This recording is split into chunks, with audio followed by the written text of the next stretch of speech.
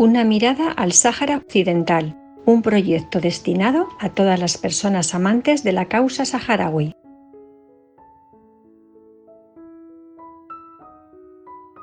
Cuando se habla del Frente Polisario, muchas veces lo hacemos como representante legítimo del pueblo saharaui que lo es. Recordamos que mantuvo una guerra contra Marruecos y Mauritania tras la salida española del territorio en 1976. Con Mauritania firmó la paz en 1979 y la guerra continuó solo contra Marruecos hasta que firmó un alto el fuego en 1991 con la supervisión de las Naciones Unidas. Este acuerdo tenía la promesa, entre otras cosas, de la celebración de un referéndum que aún a día de hoy no se ha producido. Para hablar de esta faceta, la militar del Frente Polisario, hablamos con Francisco Palacios, profesor del Departamento de Derecho Público, área del Derecho Constitucional de la Facultad de Derecho de la Universidad de Zaragoza. A su vez, es presidente del Observatorio Aragonés para el Sáhara Occidental. Paco, el Frente Polisario decimos que es un movimiento de liberación nacional. ¿Qué significa exactamente ser un movimiento de liberación nacional?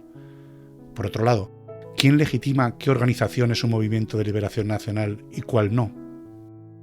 ¿Puede ser el Frente Polisario un movimiento de liberación nacional aún sin tener un Estado reconocido? Una síntesis general de la cuestión sería cómo el Frente Polisario, nacido en 1973, está considerado un movimiento de liberación nacional por la comunidad internacional. Nunca ningún organismo internacional ha cuestionado esta condición. ¿Qué significa eso? Que tiene legitimidad para serlo y además tiene una legalidad que apoya su existencia. Hay una premisa general en el orden mundial jurídico en torno a la utilización de la violencia.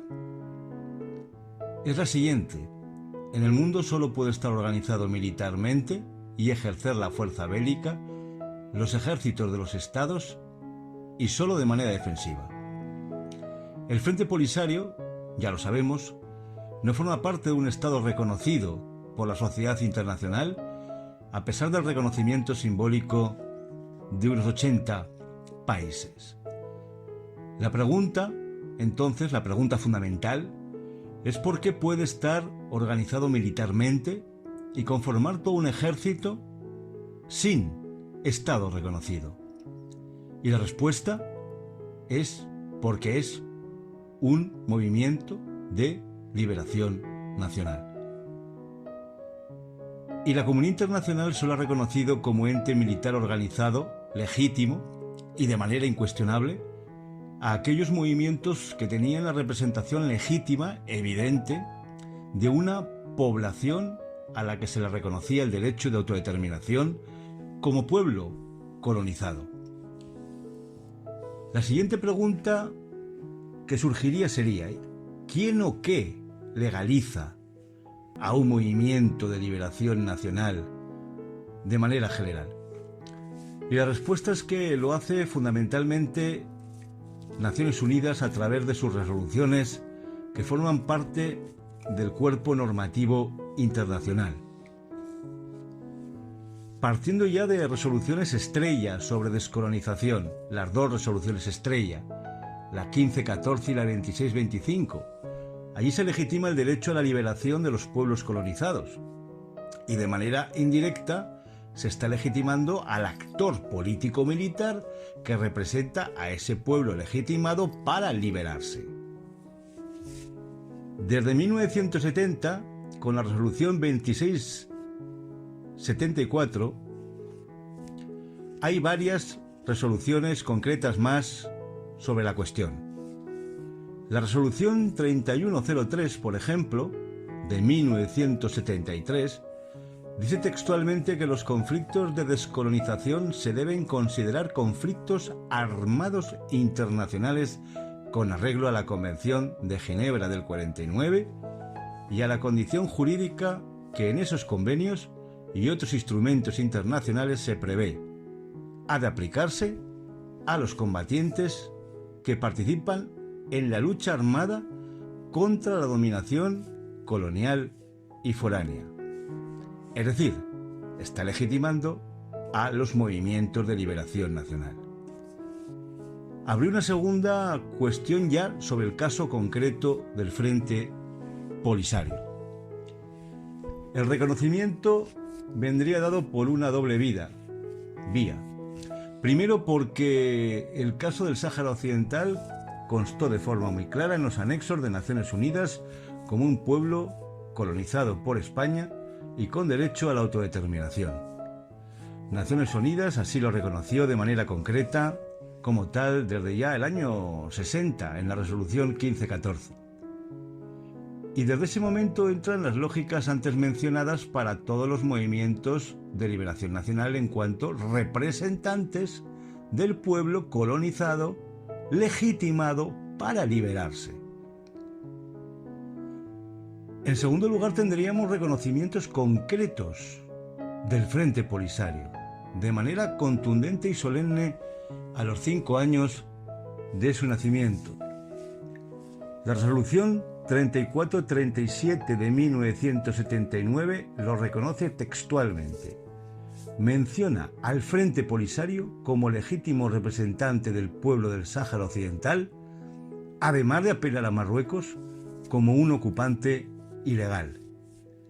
A partir de ahí, las resoluciones de Naciones Unidas mencionan al Frente Polisario como actor legítimo y por lo tanto como movimiento de liberación nacional hasta la actualidad, incluida la resolución última del Consejo de Seguridad de 2019, la 2494.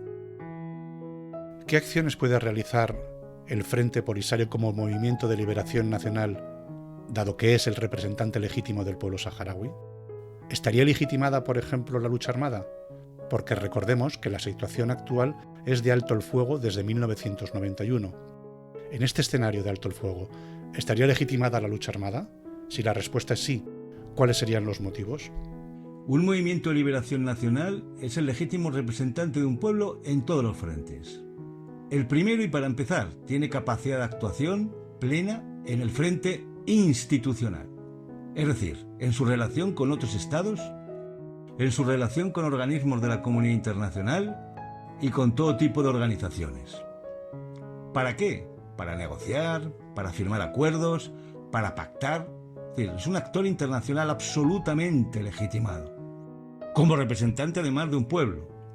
En cuanto a lucha armada, está legitimado también de origen por naturaleza.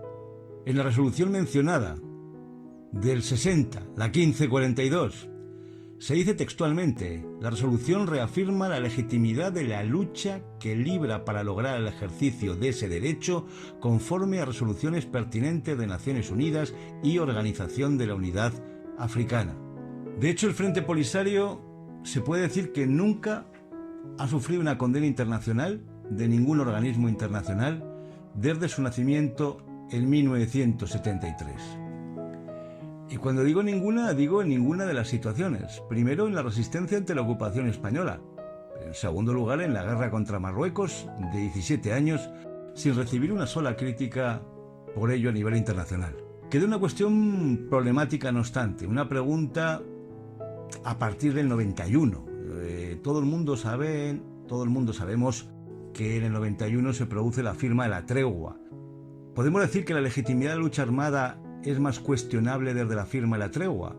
No para mí. La legitimidad se tiene para mí hasta la autodeterminación. Pero sí probablemente para una sociedad internacional donde Marruecos tiene aliados potentes. ¿Por qué digo todo esto? Bueno, pues porque se firmó un alto el fuego y una tregua para elaborar un plan de paz, como todos sabemos, que condujera un referéndum, que comienza en el 91 con el plan de arreglo. Ahí el Frente Polisario se compromete a dejar las armas y no utilizarlas mientras dure el proceso.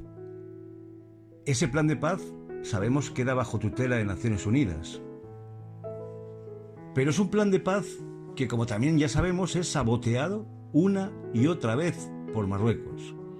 Marruecos saboteó el plan del 91, recordar, donde quería introducir más y más y más población que para nada se podía considerar saharaui.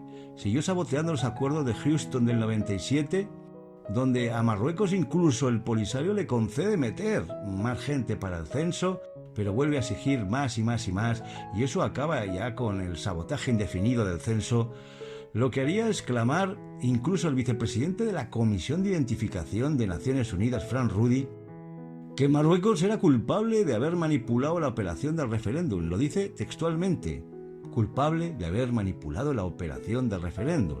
Lo deja plasmado incluso en un documento oficial, el informe adjunto de la Oficina de Servicios de Supervisión Interna en 95. Finalmente viene más planes, más modalidades de proceso de paz. Está el Plan Baker, que también es saboteado.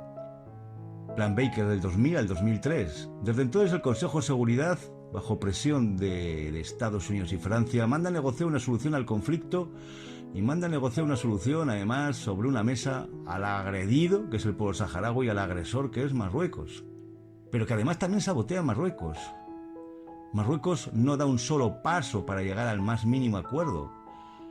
Eso lo deja entrever hasta un enviado especial, Christopher Ross, que ha sido el enviado que más tiempo ha durado, enviado especial de Naciones Unidas del 2009 al 2017.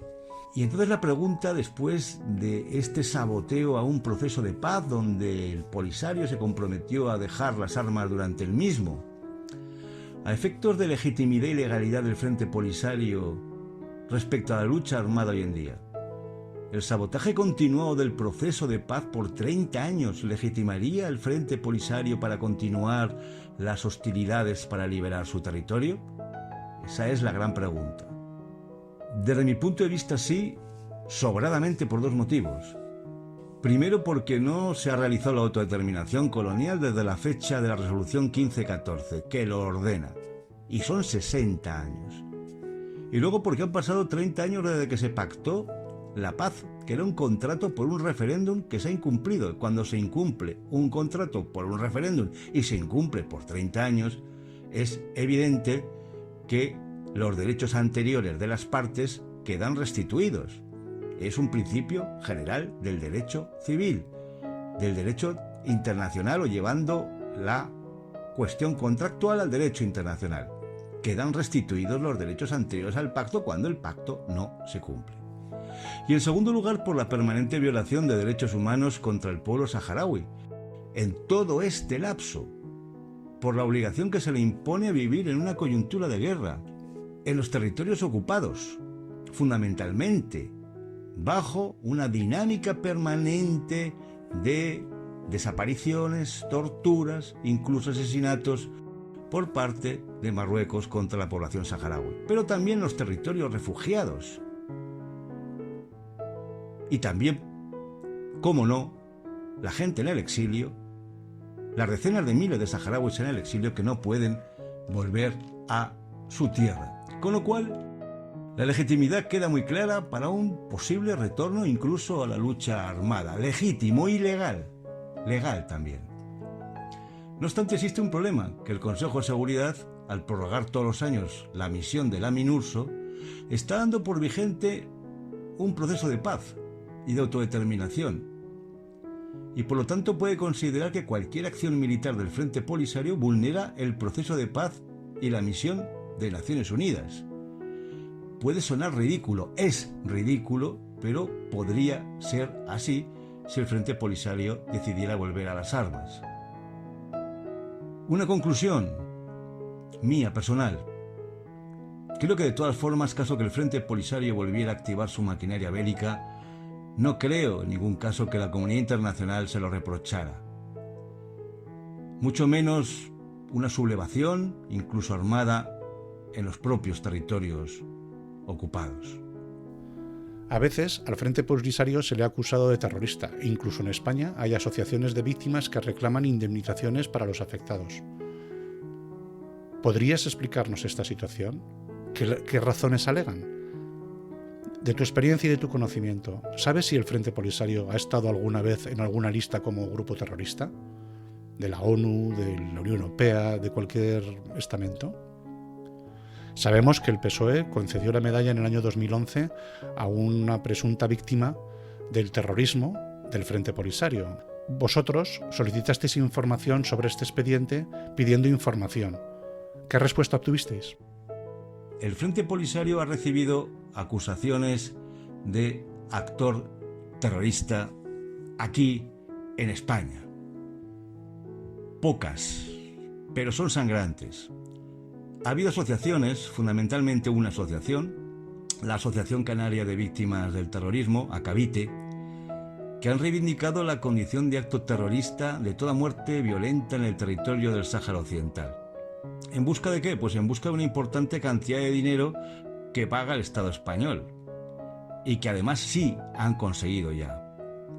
Intentan atribuir, y han conseguido indirectamente atribuir al Frente Polisario cualquier acción armada desde el 73 al 75, calificándola de manera calumniosa y mentirosa de atentados terroristas.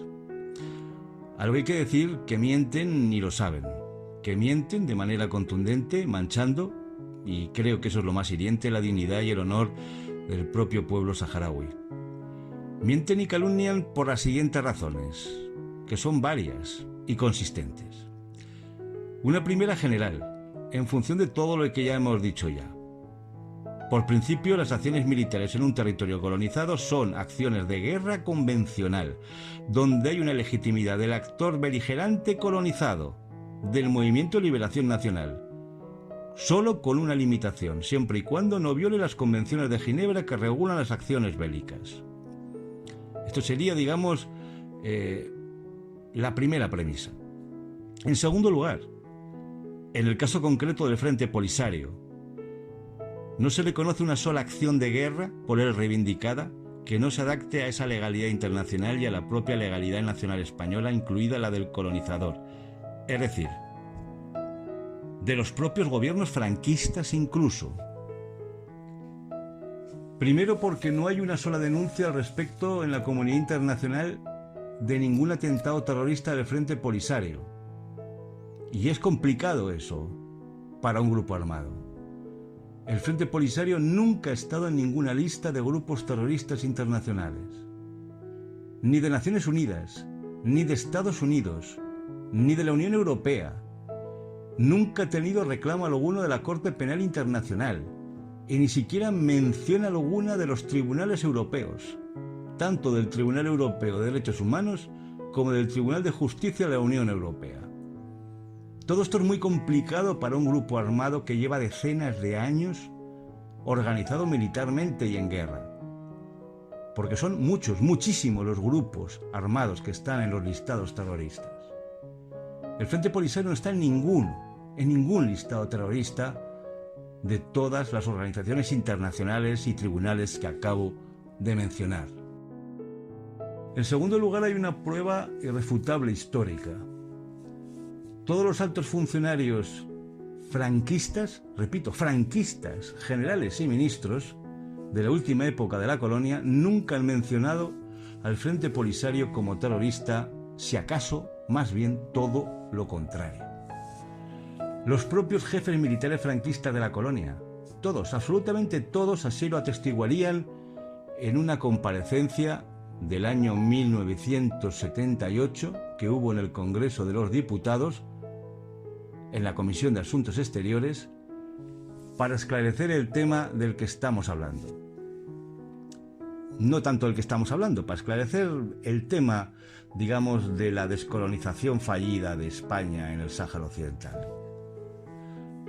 Por ahí pasaron los últimos jefes militares y los últimos ministros responsables. Por ejemplo, y cito casi textualmente lo que dicen algunos de ellos, el general Rodríguez de Biguri, subgobernador del Sáhara, no habla del terrorismo polisario nunca. Y directamente habló, sin embargo, de que los indicios apuntaban a grupos terroristas financiados por Marruecos, y que era además el ejército de Marruecos el responsable de colocación de minas y de ataques al ejército español durante las semanas de la retirada fundamentalmente. El general Gómez de Salazar, gobernador general del Sáhara, no habla del terrorismo polisario, sin embargo menciona su conocimiento personal de las violaciones de derechos humanos y crímenes de guerra cometidos por las tropas de Marruecos durante la administración tripartita. El general Blanco Rodríguez, director general en el Sáhara, no habla tampoco en la comparecencia de terrorismo polisario. Al contrario, dice, el Polisario se atuvo a las normas de la guerra. Después tenemos a los ministros españoles, ministros franquistas, y por supuesto, por lo tanto, como se comprenderá, nada sospechosos de condescendientes con el terrorismo. También hablaron en la misma línea. Álvarez de Miranda, ministro de Industria, no habla de terrorismo polisario. Textualmente dice: Marruecos infiltró verdaderos terroristas, importantes fuerzas armadas terroristas del Frente de Liberación del Sáhara. Es también interesante el testimonio de Jaime de Piniés. Jaime de Piniés, sabemos, era embajador de España en Naciones Unidas en la época. No habla tampoco de terrorismo polisario. Es más, en dos notas que envía en julio del 75 al secretario general de Naciones Unidas, le hace ver que de los enfrentamientos, incluso de los enfrentamientos militares, 12 son atribuibles a Marruecos y 3 al Frente Polisario. Y lo dice el embajador español franquista en Naciones Unidas. Es también interesante el testimonio en aquella comisión del grupo parlamentario del Partido Socialista, por lo que diré a continuación. En esa comisión del Congreso de 1978, el PSOE habló de la representatividad incuestionable del Frente Polisario. Para nada habla, todo lo contrario, del terrorismo del Frente Polisario. Y esto lo uno a la actitud posterior que ha tenido un gobierno de connotar de terrorista al Frente Polisario en apoyo de la demanda de la Asociación Canaria que he mencionado antes. Es muy triste ver cómo los únicos que han osado denominar terrorista al Frente Polisario ha sido un gobierno del PSOE y un Ministerio del Interior comandado por el señor Rubalcaba. Los únicos que recogieron las peticiones de Acabite, la Asociación Canaria mencionada, ya que anteriores gobiernos habían eludido el tema. A tenor de una solicitud de Acabite, se le concedió a un ciudadano llamado Raimundo López una medalla y una muy alta indemnización por morir tras el estallido de una mina en el Sáhara, en las minas de Fos Bucrá. Hacía 36 años. Una medalla de gran cruz de reconocimiento como víctima del terrorismo, asignada en un decreto del Consejo de Ministros junto a víctimas de ETA. Un atentado que hay que decir, nunca reivindicó el Frente Polisario. Y un atentado, una acción que no cumple ninguno de los elementos que marcaba la ley de víctimas del terrorismo, para ser asignada una medalla y una indemnización. En primer lugar, no cumplía esa petición una premisa general. No es un acto de guerra, no es un acto terrorista, todo lo contrario, ya que es un acto de guerra. Ya que se produce cuando Fos Bucrá, la minera Fos Bucrá, está bajo control militar ya del ejército invasor de Marruecos. Y es ya una zona de guerra integral, donde, por cierto, estaban siendo asesinados en ese momento y en este escenario de guerra total centenares de saharauis. Tampoco cumple alguno de los siguientes requisitos de la ley. La consideración de víctima de acto terrorista no tiene un básico informe preceptivo del Ministerio del Interior, ni reconocimiento por parte de la Administración General del Estado de pensión extraordinaria por acto de terrorismo, ni sentencia judicial firme y ni siquiera procedimiento judicial alguno abierto. Para más Inri, parece que no existía ningún documento de la Comisión de Evaluación Interministerial, porque no aparecía en el expediente judicial que el Observatorio Aragonés obtuvo como parte demandante en ese procedimiento. O no existía, o sencillamente no nos la remitieron nunca, pero si no la remitieron nunca, es porque no existía, y es preceptivo que exista para dar una condecoración y una indemnización posterior ese dictamen de la Comisión de Evaluación Interministerial. A pesar de ello, el Ministerio del Interior del señor Rubalcaba le reconoce como víctima del terrorismo y además menciona al Frente Polisario como autor, añadiendo con un ensañamiento inexplicable, realmente inexplicable de verdad, y de manera calumniosa, que sus atentados se reproducen en la actualidad. Es decir, en el año 2011. Está diciendo encima, que el Frente Polisario sigue siendo un grupo terrorista en el 2011. Podría parecer increíble. Yo estoy seguro que alguien que me esté oyendo dirá, bueno, pero esto no es posible. Bueno, pero pues que vaya a mirar la resolución de 28 de abril de 2011 de la Dirección General de Apoyo a las Víctimas del Terrorismo y ahí lo puede constatar. No quiero terminar con este sabor tan agrio y prefiero terminar con las palabras del coronel Diego Aguirre, que en la obra más monumental que se ha escrito sobre el Sáhara, Historia del Sáhara Español, patentiza exhaustivamente cómo en aquellas fechas, del 75 y del 76, las acciones realmente terroristas contra tropas españolas, contra hombres, mujeres y niños saharauis, fueron cometidas por Marruecos. Y cómo por el contrario el pueblo saharaui y el Frente Polisario acometieron una actuación heroica sin apenas medios y en medio de todas las adversidades.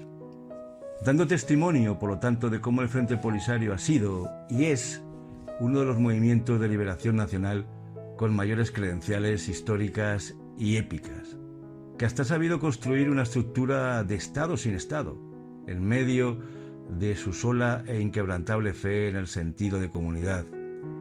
Sin duda podemos decir que ha sido el Frente Polisario el movimiento de liberación nacional prototípico por excelencia, que está escribiendo en la historia toda una experiencia de enseñanzas de futuro y yo diría, para terminar, que seguramente toda una epopeya. Gracias por compartir este audio con tus amistades. Rompamos el bloqueo informativo. Ayúdanos a difundir la causa del Sáhara Occidental. Puedes encontrar más información sobre el Sáhara Occidental en nuestra web, saharaoccidental.es.